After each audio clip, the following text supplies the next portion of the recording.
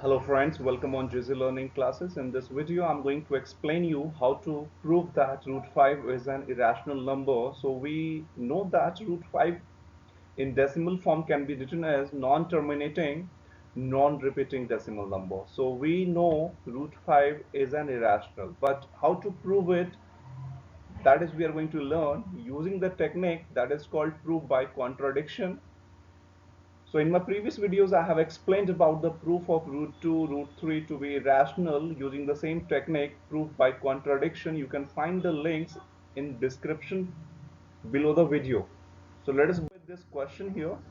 So this is the question you can see on screen here, prove that root 5 is irrational. So by using the technique proof by contradiction, in this technique, we let the opposite of what we are supposed to prove. So the opposite of irrational is rational, we know that. So we have let root 5 to be a rational number. So we know that a rational number can be written as the ratio of two integers. So here we have taken two integers AB, which are co-prime, and root 5 already we have taken to be rational. So we have equated root 5 with A upon B. So what does it mean coprime? So coprime means A and B have the common factor, that is 1 itself. Apart from 1, there is no any other common factor between A and B. That means the meaning of coprime. So here we have root 5 is equal to A upon B. So once we rearrange it, we write B times root 5 to be equal to A. So next we have to do squaring on both sides, and then we will rearrange it. So on left side we can say b root 5 whole square will be equal to 5b square, and on right side it is a square. So it means 5 divides a square and it goes b square times. So 5b square times is equal to a square, means 5 divides a square. So we conclude from here 5 divides a also. If the square of a number is divisible by another number, it means the number also will be divisible by the same number. So here we understand that 5 divides a.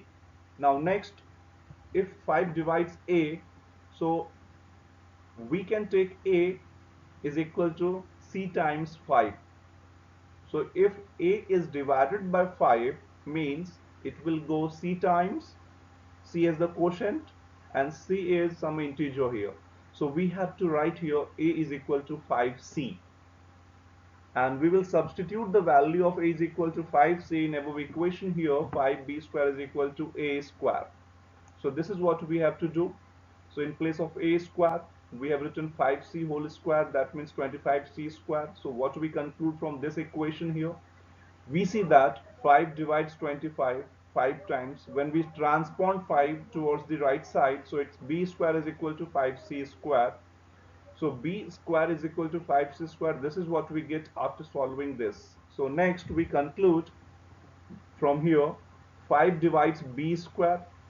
How many times? C square times. So 5 divides b square, and therefore 5 divides b also. So we, what we have done here, that's already the same thing is here also. 5 divides a square, hence 5 divides a, and this is also the same.